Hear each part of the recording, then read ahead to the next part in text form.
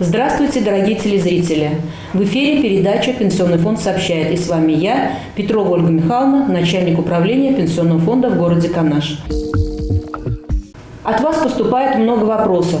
Как получить пенсию, на какую карту идет зачисление, как получить страховое свидетельство для новорожденного ребенка и как получить информацию, связанную с персональными данными. Сегодня со мной вместе на ваши вопросы отвечает руководитель клиентской службы Татьяна Александровна Козлова.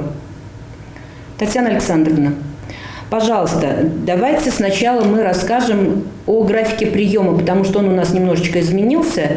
Как мы сейчас принимаем в здании управления Пенсионного фонда? Здравствуйте. С 1 августа 2020 года у нас поменялся режим приема населения граждан. По средам, пятницам прием граждан осуществляется с 8 утра до 17 часов, без перерыва на обед, по особо жизненно важным необходимым вопросам, таким как выплата пособия на погребение. Также можем зарегистрироваться на портале госуслуг, помочь в отправке электронного заявления и принимаем население по вопросам заблаговременной работы с лицами, выходящими на пенсию. По всем вопросам остальным мы принимаем по понедельникам, вторникам и четвергам с 8 утра до 20 часов вечера. Прием в клиентской службе у нас осуществляется по предварительной записи. Записаться на прием можно по телефону 2 12 31, 2 18 54, 2 13 89 или 2 84 16. Также записаться на прием можно через сайт Пенсионного фонда. Татьяна Александровна, что изменилось в плане получения СНИЛСа для новорожденных детей и выдачи сертификата на материнский капитал? С 15 апреля 2020 года Пенсионный фонд начал выдавать сертификаты на материнский семейный капитал в проактивном режиме, то есть беззаявительно. То есть сегодня маме нет необходимости обращаться в клиентскую службу за получением сертификата. Информацию о получении сертификата мама может получить на сайте Пенсионного фонда или на портале госуслуг в личном кабинете. С 15 июля 2020 года СНИЛСы, страховой номер индивидуального лицевого счета на новорожденного ребенка также оформляет Пенсионный фонд проактивно, беззаявительно. И информация также о страховом номере индивидуального лицевого счета поступает в личный кабинет мамы на портале госуслуг. Татьяна Александровна, то есть для того, чтобы получить СНИЛС для новорожденного ребенка или получить сертификат, у нас мамочка в обязательном порядке должна быть зарегистрирована на портале госуслуг. Да, для того, чтобы мама уже не обращалась к нам в клиентскую службу после рождения ребенка, для того, чтобы она получила электронный сертификат и СНИЛС на ребенка, она должна иметь подтвержденную учетную запись на портале госуслуг. И поэтому мы рекомендуем еще до рождения ребенка маме зарегистрироваться на портале госуслуг, подтвердить учетную запись либо в МФЦ, либо у нас в Пенсионном фонде. Дорогие телезрители, раньше получить информацию, касающуюся персональных данных, по телефону было невозможно. На сегодняшний день такая возможность у нас есть. Татьяна Александровна, пожалуйста, про кодовое слово. Для того, чтобы получить информацию по телефону, сейчас необходимо человеку позвонить, пенсионеру позвонить по телефону, контакт-центр отделения Пенсионного фонда, в управлении Пенсионного фонда к нам, назвать фамилию, имя, отчество, паспортные данные и кодовое слово. И тогда он может уже получить всю необходимую информацию о размере своей пенсии, о стаже, о дате получения пенсии и другую всю необходимую информацию.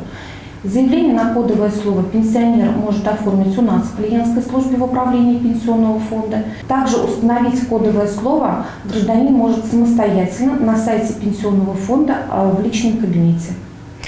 То есть, Татьяна Александровна, каждый гражданин для себя устанавливает сам кодовое слово. Это не Пенсионный фонд вам навязывает какое-то слово. Вы сами для себя определяете, что это будет. Либо это фамилия матери, что невозможно забыть, либо это дата рождения детей, либо какая-то эта фраза, либо какой-то вопрос. Но вы это кодовое слово обязаны запомнить сами и написать заявление в Пенсионный фонд, чтобы у нас эта информация была. И по этому кодовому слову всю информацию, то, что вас интересует, по размеру пенсии, по накоплениям каким-то, да, Татьяна Александровна, все это можно будет получить по телефону.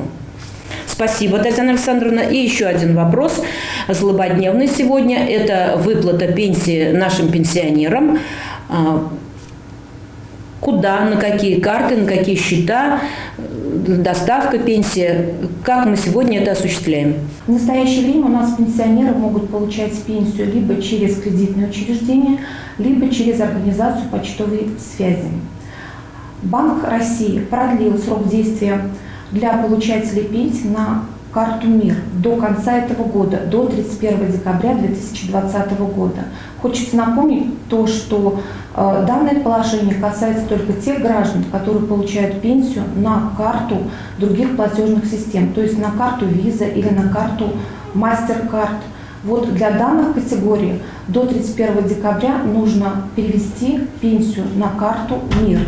В том случае, если при открытии карты МИР меняется счет, то необходимо оформить заявление в пенсионном фонде, новое заявление о доставке пенсии. Данное заявление может быть подано в клиентской службе управления пенсионного фонда по предварительной записи.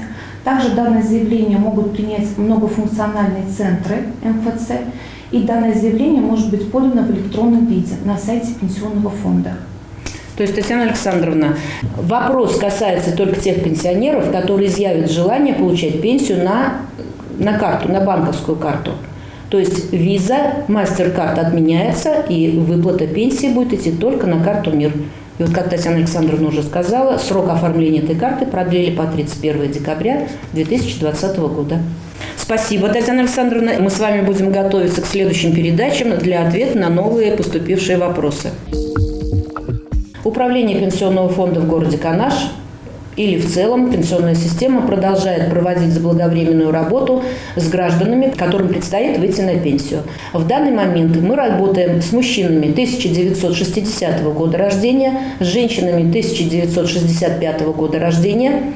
Значит, для того, чтобы провести заблаговременную работу, уточнить свой стаж, заработную плату, все те необходимые моменты, которые необходимы для назначения пенсии, можно уточнить в пенсионном фонде, записавшись по телефону 2 13 89 или 2 12 31 или через сайт пенсионного фонда. Еще раз напоминаю, что прием по всем вопросам, в том числе и по заблаговременной работе в пенсионном фонде, ведется строго по записи.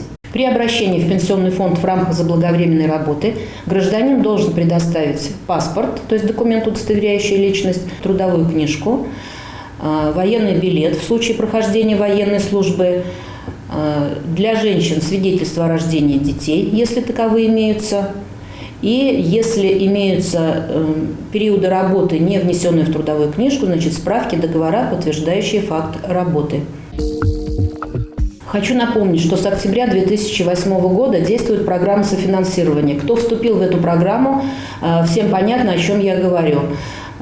Программа была рассчитана на 10 лет, то есть срок отсчета работы этой программы начинался с момента первой уплаты страховых взносов на накопительную, дополнительных страховых взносов на накопительную пенсию. Поэтому для тех, кто вступил в эту программу и для кого продолжает программа действовать, срок уплаты в 2020 году у нас заканчивается 31 декабря. Для того, чтобы получить софинансирование от государства, необходимо было уплатить страховые взносы не менее 2000 до 12. То есть государство софинансирует 12 тысяч. Уплатить можно и больше, но софинансирование получим мы только на сумму в 12 тысяч рублей. Поэтому у кого, если сумма уплаченных страховых взносов, дополнительных страховых взносов на накопительную часть в 2020 году составляет менее 2000, у вас еще есть срок сделать дополнительный взнос. И еще один момент. Хочу сказать, что заканчивается 2020 год, когда работодатель и работник должны определиться, в каком виде будет вестись учет трудового стажа работника. Работодатель должен был до 30 июня уведомить своих работников о том, что работник должен выбрать либо ведение трудовой деятельности в электронном виде, либо на бумажном носителе. Но так как у нас в этом году очень сложный, тяжелый год, и в условиях пандемии срок уведомления руководителей своих работников был продлен до 30 октября 2020 года. То есть для работников срок выбора ведения трудовой деятельности не продлен. Значит, работник должен выбрать либо в электронном варианте электронную трудовую книжку, он для себя выбирает, либо, как обычно, на бумажном носителе. Дорогие телезрители, на этом мы заканчиваем нашу передачу и ждем от вас новых вопросов.